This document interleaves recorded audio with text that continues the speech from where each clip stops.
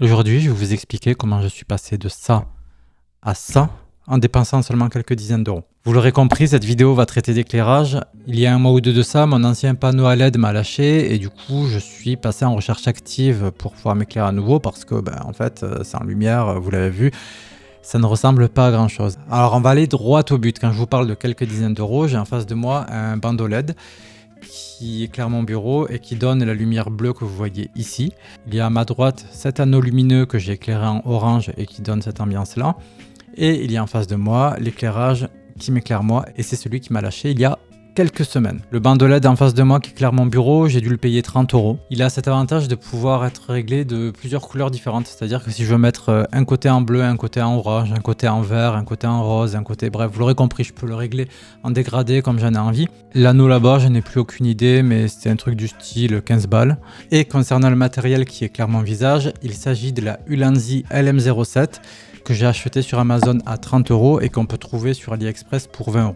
Ne soyez pas surpris si les images d'illustration sont filmées de jour. Je ne peux tout simplement pas éclairer la seule lumière que j'ai avec elle-même. Ce n'est pas possible. J'ai donc besoin de la lumière du jour.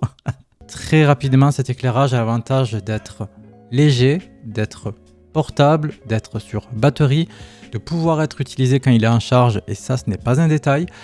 On peut le régler sur 3 modes de température de couleurs différentes et il dispose également de 3 intensités d'éclairage différents. Et surtout, il est livré avec un diffuseur qu'on peut équiper ou retirer. Et dès qu'on retire le diffuseur, ça éclaire sa mère au point de pouvoir servir d'éclairage d'appoint de jour. Donc voilà, si on fait le point de l'ensemble de l'éclairage que j'ai ici, j'en ai à peu près pour 60-70 €. C'est un investissement. Mais il faut comprendre qu'en vidéo, l'éclairage est un équipement qui est très coûteux comme l'ensemble des équipements en vidéo de toute façon. Et c'est une passion de bourgeois. On a fait le tour de l'équipement et maintenant j'aimerais vous parler des couleurs utilisées. Parce qu'elles ne sont pas choisies au hasard, figurez-vous. À ma droite du orange, à ma gauche du bleu, c'est ce qu'on appelle en anglais du teal and orange. Et on utilise ces couleurs-là parce que elles sont elles-mêmes assorties, contrastées, et surtout qu'elles permettent de faire un contraste avec la couleur de la peau. Et pour ça, on a plusieurs combinaisons possibles. Cette composition-là est peut-être une des plus utilisées, mais on en a d'autres possibles, comme par exemple ça, mais encore ça. Il est bien entendu tout à fait possible de ne choisir qu'une couleur. C'est une configuration que j'utilise d'ailleurs très souvent. Et il y a bien sûr d'autres configurations possibles, mais prenez en considération l'idée de choisir 2 couleurs assorties, qui sont toutefois contrastées, et qui permettent au sujet de se démarquer. Le sujet en l'occurrence ici c'est un humain, mais parfois ça peut être un objet qui a une certaine couleur, donc il va falloir le faire ressortir au travers d'un contraste de couleurs. Et enfin, le dernier point, et qui est tout aussi important que les autres, c'est la puissance que l'on va mettre dans la lumière qui éclaire notre visage. Pourquoi c'est important ? Parce que plus le visage sera éclairé fort, moins la caméra donnera d'importance à l'arrière-plan. Ce qui signifie tout simplement que si là j'augmente l'intensité de la lumière, l'arrière-plan deviendra moins coloré. Et voici une petite démonstration, certes poussée à l'extrême puisque j'ai retiré le fameux diffuseur, mais on voit bien que l'éclairage d'ambiance est devenu quasiment obsolète depuis que j'éclaire beaucoup plus fort mon visage. Et d'ailleurs, je vais revenir à une configuration beaucoup plus confortable pour mes yeux parce que j'y vois rien du tout. Bon voilà, je suis totalement aveuglé et c'est sur ça que je vais terminer cette vidéo.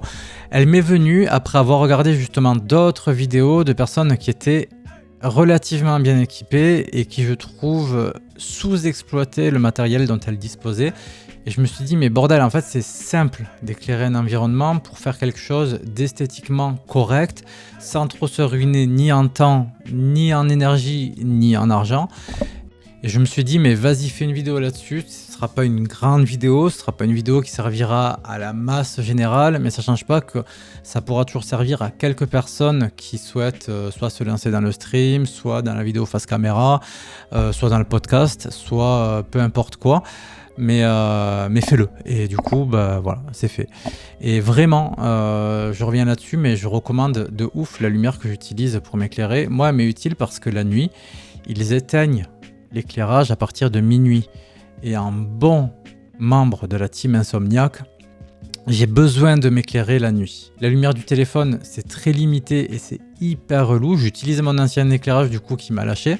Et ça, du coup, ça peut s'utiliser autant pour s'éclairer à vélo, ça peut s'utiliser autant pour s'éclairer la nuit, ça sert de lampe torche, ça sert de lampe pour le visage, ça sert d'éclairage d'appoint pour filmer le jour. Enfin, c'est vraiment... Vous l'aurez compris, si j'en fais une vidéo, c'est que je suis content, bordel. Bon, merci d'avoir regardé cette vidéo jusqu'au bout. J'espère qu'elle aura pu être utile à quelques personnes.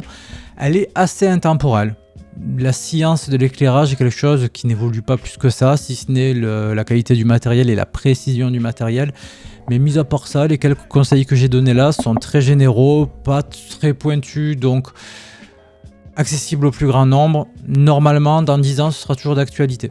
C'est filmé en 4K, je pense que cette vidéo sera toujours regardée en 4K. C'est la vidéo au million de vues, bordel.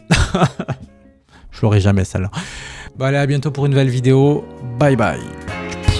Et avant que tu partes, je t'invite à regarder cette autre vidéo qui t'est suggérée, à t'abonner à cette chaîne ou à mes autres médias sociaux. Tu as le lien unique dans la description.